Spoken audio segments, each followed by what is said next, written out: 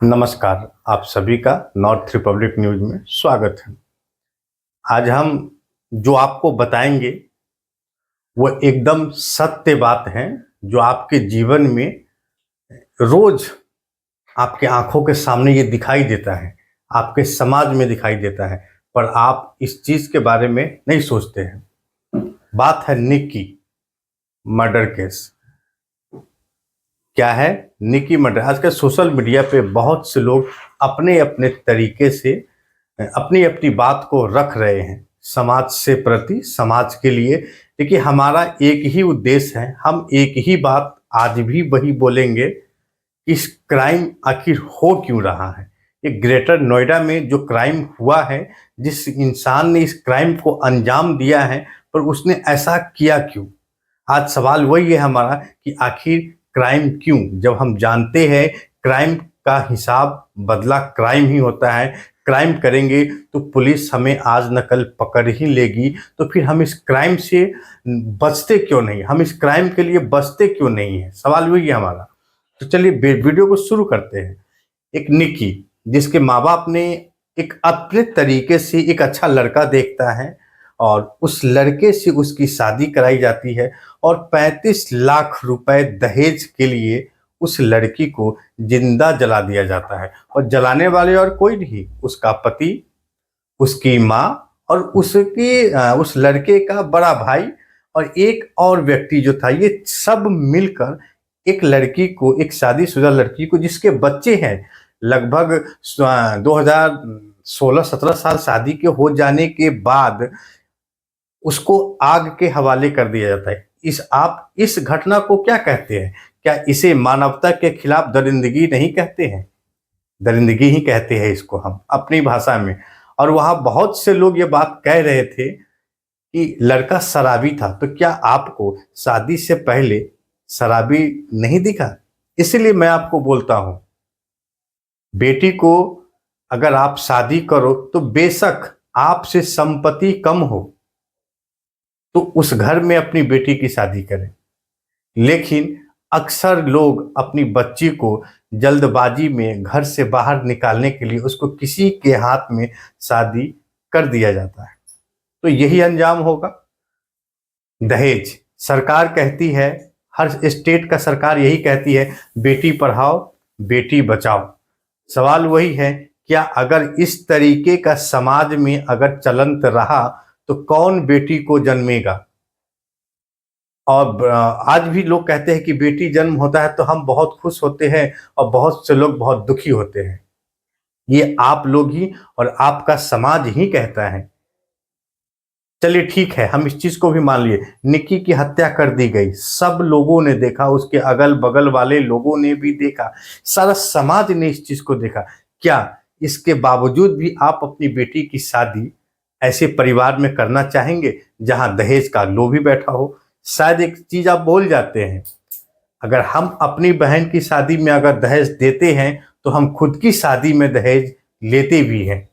शायद आप ये भूल जाते हैं, हमारा समाज इस चीज को भूल जाता है। लेकिन मैं उस समाज को ये बात याद दिला दूं, दहेज प्रथा एक ऐसी रोग है, न जाने इस आग में कितनी बेटियां जल गई, ये पता ही नहीं है। ये तो आज सोशल मीडिया है जो लोग जानते हैं इस हत्याओं को।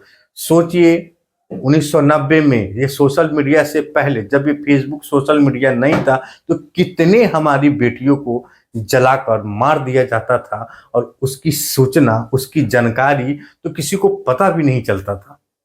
आपने वो दौर भी देखा होगा। और वहां के जो लोग थे वो कह रहे थे कि फांसी पे चढ़ा दो। अगर जो लोग ये काम को अंजाम दे रहे थे ना, वह यह बात को जानते थे कि पकड़े गए तो फांसी पर ही चढ़ेंगे। क्या यही है क्राइम रोकने का तरीका? नहीं, क्राइम रोकने का तरीका है कि जब आपको पहले पता चल गया कि हमारी बेटी के साथ इस तरीके का उस परिवार से व्यवहार किया जा रहा है, तो फिर समझौता अगर आपने किया तो उस समय कानून के नज़र में, कानूनी प्रक्रिया से आपने क्यों नहीं किया? जो आप चार समाज को बैठाकर बात को मैनेज कर दिए और फिर उसी बेटी को उसी घर में जला दिया गया। आज पूरी दुनिया, पूरी मीडिया यही चिल्ला रही है, न्याय दो, न्याय दो, न्याय दो। यह न्याय की आवाज़ अगर वह जिंदा थी, जिस वक्त वो समाज को यह बात कहने आया था कि हमारे साथ ये अन्याय हो रहा है, तो उस समय उस लड़की की, मतलब कि क्या कहते हैं, उस लड़की को न्याय क्यों नहीं दिया गया? क्या आप सो रहे थे? आप उसके मरने का इंतजार कर रहे थे? हाँ, आप कभी सरकार को दोष दे रहे हैं, कभी पुलिस प्रशासन को दोष दे रहे हैं। ये आपके समाज की बात थी, ये आप इसको समाज में खत्म कर सकते थे। वैसे हम बहुत दुखी है, ऐसी घटनाओं पे विराम लगना चाहिए, ऐसे घटना नहीं होने चाहिए। क्योंकि बेटी हमारी हो या आपकी हो, है तो समाज का ही हिस्सा। ये सब लोग जानते हैं कि एक बेटी एक माँ भी बनती है, एक पिता भी एक माँ बनती है। हर रिश्ते को एक माँ ही जन्म देती है, और उस नाम का नाम है लड़की ही तो है, औरत ही तो है। एक औरत मर्द को भी जन्म देती है, और उसी मर्द से वो शादी भी करती है। अक्सर समाज इस चीज़ को भूल जाता है, लेकिन हम उस समाज को यह बात याद दिला देना चाहते हैं कि आप अपनी बेटी की शादी अगर करें तो पूरी तरह सोच ले, समझ ले, तब जाकर करें। आप पहले दिन अगर 1 रुपए दहेज नहीं देंगे ना, तो तब जाकर आपकी बेटी, आप सही घर में उसकी शादी करेंगे। लेकिन जिस घर में आपसे 1 रुपए का दहेज लिया जा रहा है ना, समझिए वहां दहेज का लोभ बढ़ेगा, एकदम बढ़ेगा। पर आपको कौन समझाए? आपको तो अपनी मर्जी से जिंदगी जीनी है। बेटी है, बेटी तो बलि चढ़ ही रहा है, उससे हमारा क्या है कि नहीं? तो समाज को कहीं ना कहीं सुधरना होगा। वैसे जैसे मैंने पहले ही बोला है कि अगर आपकी बेटी है, आप अगर किसी को दहेज देते हैं ना, तो आप भी दहेज लेते हैं। फर्क यही है कि थोड़ा ऊंच और थोड़ा नीच हो जाता है। कोई 10 रुपए ले रहा है तो कोई 5 रुपए ले रहा है, पर ले जरूर रहा है। ठीक है ना? ऐसा कोई शादी नहीं जहां दहेज न लिया गया हो। दहेज 2 प्रकार के होते हैं। एक होते हैं जो हम अपनी मर्जी से अपनी बेटी को दे रहे हैं या अपने दामाद को दे रहे हैं। एक दहेज होता है कि हमें जबरदस्ती मांगा जा रहा है। कुछ ऐसे भी रिश्ते हैं मेरे भाई, मेरे दोस्तों, लड़का शादी करने के लिए खुद के पैसे का इस्तेमाल करता है, लड़की के तरफ से भी। अगर उस टाइप की लड़की को अगर आज अगर प्रताड़ना करे बाद में कि तुम्हारे बाप ने ये नहीं दिया, तुम्हारे पिताजी ने वो नहीं दिया, तो उस लड़की पे क्या बीतती है, कभी आपने ये सोचा है? ऐसी ही लड़की की हत्या की जाती है। इसीलिए हर माँ बाप को ये हमारा चेतावनी है, अगर आपके घर में बच्ची है तो आप अपने बच्ची की शादी सोच समझ कर करें, पूरे समाज के साथ करें। समाज में पता करें क्या अच्छा है क्या अच्छा नहीं। आज चकाचौंध की शादी है मेरे दोस्तों। जिस जिस लड़के के पास पैसा होता है ना, उसी लड़के की शादी होती है। जिस लड़के के पास धन संपत्ति होती है, उसी की शादी होती है। किसी गरीब बच्चे का शादी आज भी नहीं होता। आज भी लाखों मर्द कुंवारे हैं जो गरीब हैं, जो लायक नहीं है, आपके लायक नहीं है, तो उसकी शादी नहीं होती। और आप अपने लायक का कोई दूल्हा अगर ढूंढते हैं लड़का, तो आपकी बेटी के साथ यही होगा। ये समाज है भाई, ठीक है ना? आज कोई मोमबत्ती कैंडल मार्च निकाल रहा है, कोई कुछ निकाल रहा है, क्यों? अपने टीआरपी के लिए, अपने फायदे के लिए। लेकिन उस मरने वाले बेटी के साथ कोई खड़ा ना है, ना तो सरकार ना पुलिस।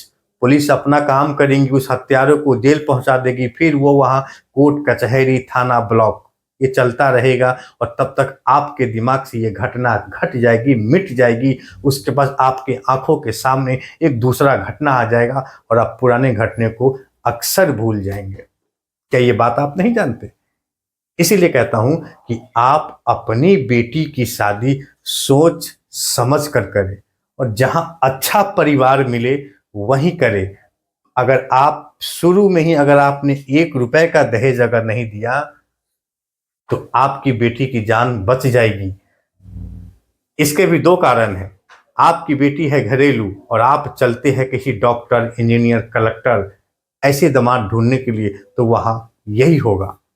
आप जिस लायक है ना, उसी स्थिति में आप लड़का भी ढूंढे। मान लीजिए आपकी बेटी डॉक्टर है, तो आपको दूल्हा ढूंढने की जरूरत नहीं है। आपकी बेटी ऑलरेडी पहले से ही दूल्हा ढूंढ कर रखा हुआ है। या फिर आपका बेटा अगर डॉक्टर है, तो आपका बेटा ऑलरेडी पहले से दुल्हन ढूंढ कर रखा है। बस माँ बाप की सहमति की ज़रूरत होती है। माँ बाप अगर सहमति दिए तो हम साथ में मिलकर शादी किए, और अगर माँ बाप सहमति नहीं दिए तो हम भाग जाएंगे और किसी होटल में पहुंचकर एक वीडियो जारी करेंगे कि मेरे प्यारे पिताजी माताजी, हम अपनी मर्जी से इनके साथ शादी कर रहे हैं, वगैरह वगैरह वगैरह करके वीडियो बना देंगे, और वो वीडियो बड़ी तेज़ी से सोशल मीडिया पे वायरल हो जाएगा। बाद में पता चला कि दोनों में से कुछ हुआ, कुछ नहीं हुआ। बाकी आप खुद समझदार हैं। इसीलिए कहता हूं, बेटी को अगर बचाना है तो इसमें सरकार और पुलिस कुछ नहीं करेगी। सरकार अपना काम करती है, पुलिस अपना काम करती है, लेकिन आप अपनी बेटी की शादी कहीं भी करते हैं तो सोच समझ कर करें।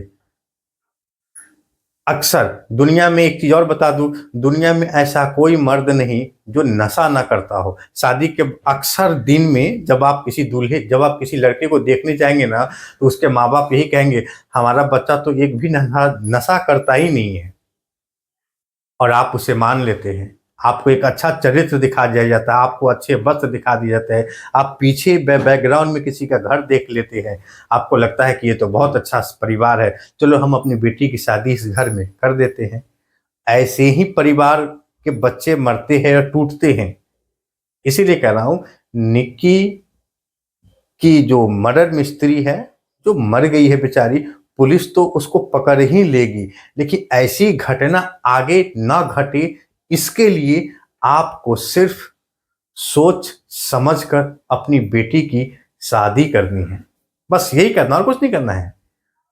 सिर्फ आपको बुद्धि और विवेक की जरूरत है। ये बात सही है कि जो लड़का, जो माता पिता अगर उसके पास 10 रुपए में है तो वो अपनी बेटी की शादी 12 रुपए वाले के साथ ही करना चाहती है।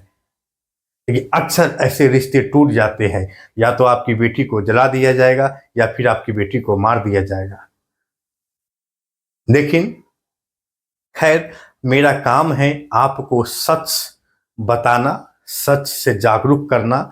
बाकी आपकी अपनी लाइफ है, हम भी सोशल मीडिया के जरिए अपना ही टीआरपी फैला रहे हैं, और कुछ नहीं। हम कोई ज्ञानी नहीं है, हम कोई धर्मात्मा नहीं है कि हम आपको ज्ञान देंगे। भाई, जो बेटी को जन्म देता है वो सबसे बड़ा ज्ञानी होता है, क्योंकि वह पिता अपनी बेटी को और अपने बच्चे को एक एक रोटी और 1 रुपए कैसे आता है कमा कर, पोस पाल कर, एक एक जेवर, एक एक कपड़ा जोड़ जोड़ कर ना उस बेटी की शादी की जाती है। तो उस बेटी को आपसे बेहतर और कोई नहीं जान सकता। बाकी जो लोग भी आएंगे वह सिर्फ एक फॉर्मेलिटी को पूरा करने आएंगे, लेकिन आपकी बेटी वापस नहीं आएगी। सोचिए, ऐसे समाज में जितनी भी बेटी हैं उनकी हत्या ना हो दहेज के लिए, ऐसा कोई कानून बने। कानून बना देने से दहेज नहीं रुकेगा, याद रखिएगा। दहेज आप स्वयं देते हैं, कोई लेता नहीं है। चाहे कोई डॉक्टर है, इंजीनियर है, कलेक्टर है, या फिर कुछ भी है, आपके पास 10 बीघा है, आप बेटी वाले के पास अगर 10 बीघा है, आप सोचते हैं कि 15 बीघा वाले के साथ शादी करें, तो आप दहेज ना दे, क्योंकि उसकी बेटी की शादी नहीं होगी। और लड़का लड़की अगर माँ बाप अगर दोनों साइड का तैयार ना हो तो किसी का शादी नहीं होगा। चलो भाई, हम अपनी बेटी को भी कुंवारे रखेंगे, तुम अपनी बेटी को भी कुंवारा ही रखो। समाज एक दिन धीरे धीरे यह दहेज प्रथा खत्म हो जाएगा।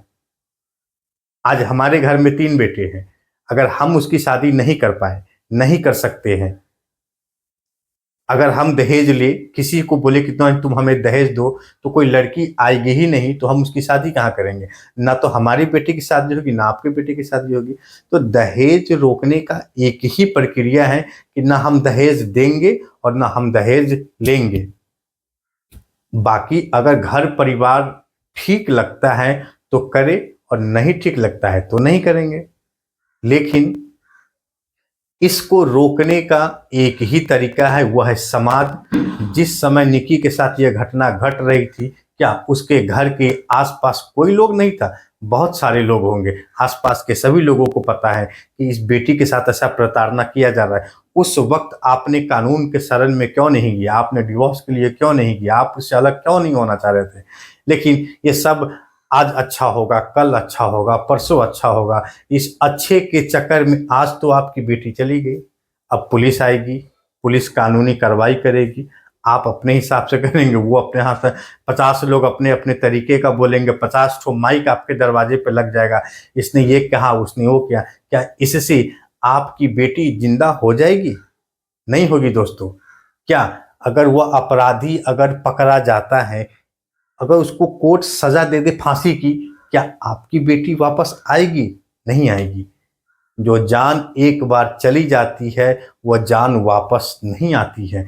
इसीलिए जान न जाए, किसी की बेटी के साथ ऐसा घटना न घटे, हमें ऐसा काम करना चाहिए और हमें ऐसे समाज का निर्माण करना चाहिए जहां इस तरीके का कुप्रथा न हो। आज भी, आज के डेट में भी आप अपने बेटे और बेटी की शादी करने का, जो भी ये वीडियो देख रहे हैं ना, उनके घर में भी एक बेटा होगा और एक बेटी होगा जो अपने बच्चों की शादी करने के लिए सोच रहे होंगे। तो उन माता पिताओं को हमारा ये सीधा उपदेश है कि आप अगर अपनी बेटी की शादी करने अगर जा रहे हैं ना, तो पूरी तरह देख ले, समझ ले वो घर कैसा है, लड़का कमाऊ है या नहीं कमाऊ है। आप उसकी बैकग्राउंड संपत्ति को देखकर अपने बच्चे की शादी अगर करेंगे तो यही होगा। लड़का अगर कमाऊ है, लड़की अगर कमाऊ है तो चलो ठीक है। अरे भाई, आजकल तो कुछ भी हो सकता है दुनिया में, लेकिन हत्या करना इंसानियत का सबसे बड़ा अभिशाप है। कहानी चाहे जो भी हो, एक इंसान दूसरे इंसान की हत्या कैसे कर सकता है?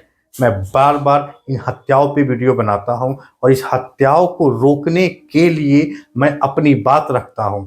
अगर इंसान जीवित है तभी तो दुश्मनी है, जब इंसान ही खत्म हो जाएंगे तो फिर काहे का दुश्मनी भैया। इसलिए हम अगर इंसान हैं, अगर हम आपको चाकू मारेंगे तो जितना दर्द आपको होगा उतना ही दर्द तो मुझे भी होगा ना। एक 100 ग्राम मिट्टी का तेल, एक पेट्रोल किसी जिंदा इंसान पे अगर डाल दो और उसमें आग लगा दो, तो क्या यह दर्द आप महसूस कर पाए? नहीं कर पाए। आप सिर्फ देख पाए, सोशल मीडिया पे देख पाए। लेकिन आप एक उपाय करिएगा, किसी दिन अपने कहीं से पेट्रोल खरीद कर लाइएगा और अपने पैर के छोटे से हिस्से में डालकर वहाँ एक छोटी सी माचिस की तिलकी जला कर देखिएगा, फिर आपको पता चलेगा कि वह दर्द क्या होता है। वारे समाज, क्या समाज है। हम किसी को, इंसान इतना गिर गया है कि साला हम उससे बदला लेने के लिए हम इंसान को ही मार देते हैं। अरे बेवकूफ़ो, इंसान को मारने से इंसानियत खत्म होती है। तुम अगर आज किसी को जलाओगे, तुम अगर आज किसी को गोली मारोगे, तो तुमको भी मारने वाला एक न एक दिन जन्म ले ही लेगा। इसीलिए कहता हूं, अपराध रोको, इंसान से प्रेम करो, एक दूसरे से प्रेम करो और किसी भी प्रकार का झंझट अगर हो तो आपस में बैठकर उस झंझट को सुलझा लो। ये नहीं कि हम तुम्हें मार दे, तुम हमें मार दो। ये चाहे बेटा हो या ये बेटी हो या फिर ये समाज में किसी भी प्रकार का घटना होना, हत्या करना महापाप है। भगवान श्री कृष्ण भी कहते हैं हत्या एकदम पाप है। हम क्यों, एक इंसान दूसरे इंसान की हत्या कैसे कर सकता है? चाहे कुछ भी हो जाए, चाहे कुछ भी दुश्मनी हो जाए, क्यों कर सकता है? जान जान होता है। एक बार जो जान चली गई, उस जान को दोबारा नहीं लाया जा सकता। सिर्फ जान जाने के बाद बच जाती है कानूनी प्रक्रिया, जो एक कोर्ट में एक इंसान चलाता है और मरने वाले को लोग भूल जाते हैं। फिर कोई एक नई कहानी आ जाती है और हम उस कहानी पे लग जाते हैं।